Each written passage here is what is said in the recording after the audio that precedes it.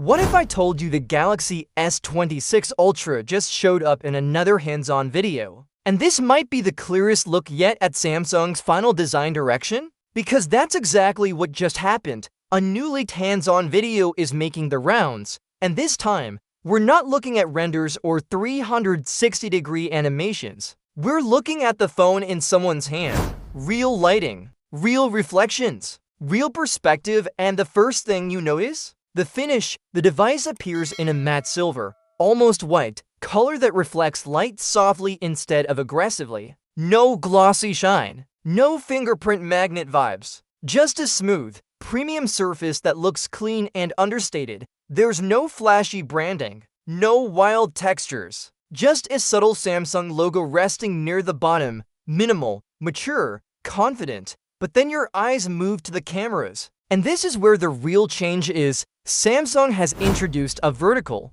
pill-shaped camera island that houses three primary sensors. It's structured and centered, giving the back a more organized look. To the right of that island, there are two additional cutouts. These are likely for a secondary telephoto sensor and a TOF sensor. This layout is clearly different from the Galaxy S25 Ultra's floating lens setup. And here's the detail longtime fans will instantly catch. The metallic camera rings are back. The older floating ring design is gone. In its place, we get solid, metallic finished rings that make the module feel more premium and less experimental. It looks stronger, more refined, like Samsung listened to feedback. Yes, the camera bump is still noticeable, but the layered design helps it blend into the phone's body instead of sticking out awkwardly. Now let's talk shape. The corners are more rounded than previous Ultra models. This officially confirms Samsung is moving away from the sharp,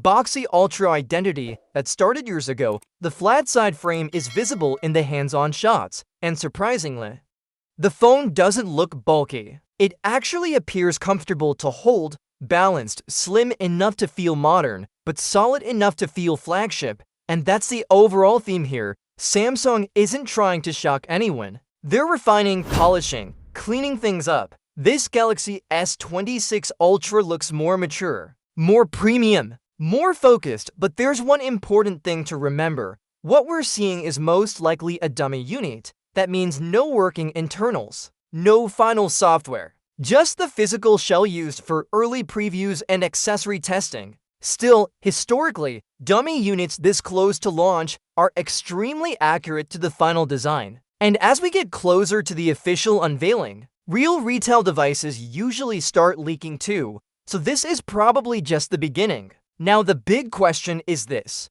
do you like this cleaner, more refined direction for the Galaxy S26 Ultra? Or do you miss the bold, sharp Ultra look from before? Drop your thoughts in the comments. If you want every small leak and hands-on update before launch, hit like. Share this with a Samsung fan who's waiting for Unpacked. And subscribe, because once the official unit shows up, we're breaking it down frame by frame.